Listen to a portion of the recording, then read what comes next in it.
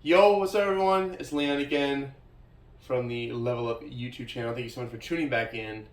And today I want to talk about what I think might help you the most as a beginner going into the gym for weightlifting in terms of program design, protocols. These are the ones that I use for my clients that I see really great results with. So I thought I'd share it with you to see how well it works for you. Um, so pretty much when I get a new client, the first thing that I'm thinking of is how can I grow this person maximally all over in terms of strength and muscle, right? Because when they come in the gym, typically as a unit, their body doesn't have like any training, so they're their most weak, right? So we want to kind of think about how we can activate and engage all these different muscle groups efficiently. So I'm not really thinking about isolation. I'm thinking about more of kind of efficiency in terms of how many muscle groups we're using to execute a movement. So typically what I'll have them do is that for a workout, I'll have them start out with uh, a compound movement, such as a bench, squat, or deadlift. And then from there, we'll kind of go into multi-joint accessory movements that are still working as many muscle groups as possible. And I have them do kind of a total body training split for the first 3 months of their training, just because I feel like having that total body split, that frequency will allow us to get really good at basic movements by repeating them a lot of times, and it'll build that foundational strength that I feel like we need to go on from there. But I generally have my clients start with the most basic movements in the kind of exercise index. These are moves like lunges, overhead pressing, hip thrusting, rowing, etc. Right? Very basic movements that have been working for years, for generations, and that will continue to work. I usually have my clients do those first and learn how to do those really well. Then from there we go on to isolations and stuff like that in the future. But yeah, I usually have my clients start out training 3 times a week, just because I feel like that's very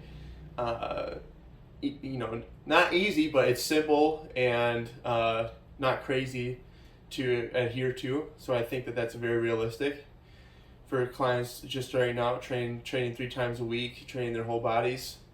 And I typically see really good strength improvements in my clients by incorporating those methods. And I've taken those methods from the latest research and stuff like that in terms of what beginners benefit from most in the gym. Do they benefit more from volume over frequency? And it turns out to be that frequency tends to be best for beginners over volume, just because beginners don't really need too much volume to grow. Because of their newbie gains. If you can maximize the efficiency of movements, you don't need a ton of volume for those movements. Okay, so usually I start my clients within 2 to 3 sets, for each exercise, and then we'll go into kind of like the 5 to 8 rep range, mostly just because I feel like this is a kind of a very good basic strength and hypertrophy range to kind of mess with.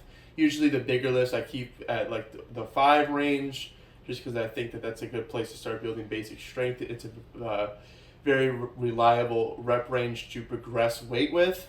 So I typically use that for the bigger lifts.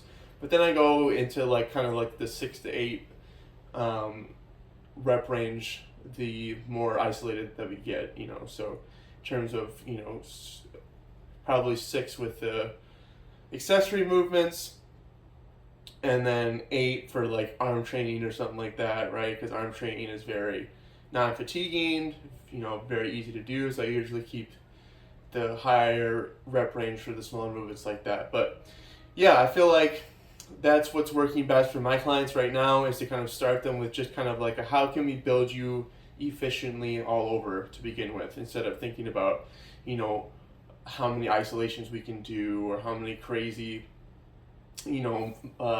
movements we can do or complicated movements.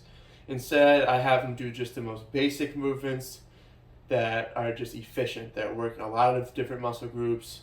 And again, I've seen great results. I see pretty much that linear progression every single week by incorporating this method. So in summary, guys, to wrap it up, pretty much what I feel like works best for a beginner is to think about efficiency, think about how much bang for my buck can I get from each movement that I'm doing.